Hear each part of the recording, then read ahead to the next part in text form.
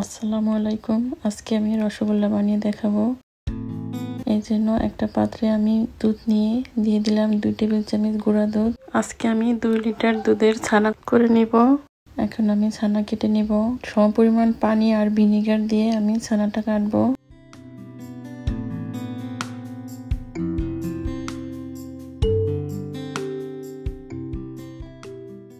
ছানাটা 5-6 ঘন্টা ঝুলিয়ে রাখলে ভালো একটা রেজাল্ট পাওয়া যাবে। এরপর যে পাত্রে আমি মিষ্টি বানাবো দিয়ে দিব 4 কাপ চিনি,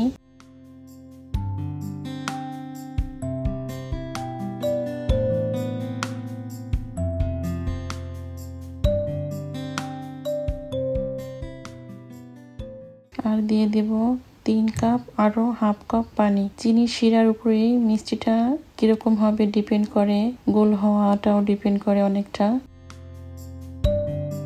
এখন আমি মিষ্টিটা বানিয়ে নেব। 2 কাপ ছানার জন্য নিয়ে নিব 4 টিস্পুন ময়দা, 4 টিস্পুন সুজি আর 2 টিস্পুন মিল্ক পাউডার, 2 টিস্পুন চিনি আর 4 চিমটি বেকিং পাউডার। 2 আঙ্গুল দিয়ে এভাবে চিমটি কেটে যেটুকু আসে 4 চিমটি নিতে হবে। আমি শুকনো উপকরণগুলো মিশিয়ে নিব। এর সাথে অ্যাড করব কুকিং অয়েল 2 টিস্পুন,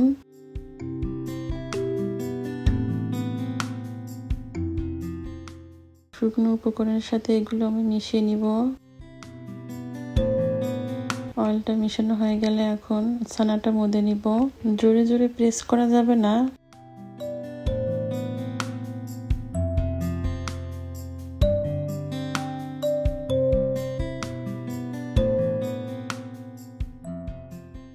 সফট হাতে ছানাটা মিশিয়ে নিতে হবে।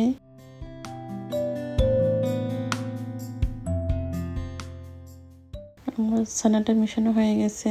এখন আমি মিষ্টির শেপ দিয়ে নিব।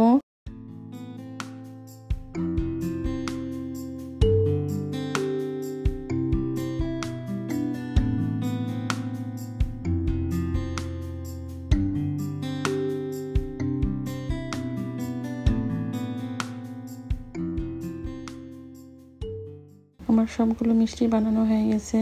এখন আমি ফুটন্ত শিরার মধ্যে মিষ্টিগুলো ছেড়ে দিব।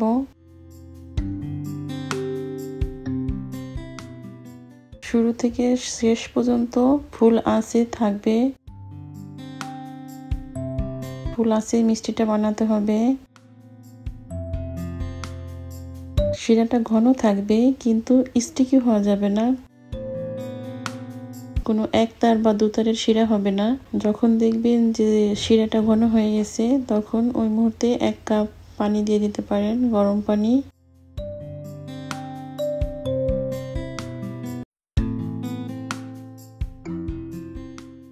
আর পাতিলটা বুঝে নিতে হবে।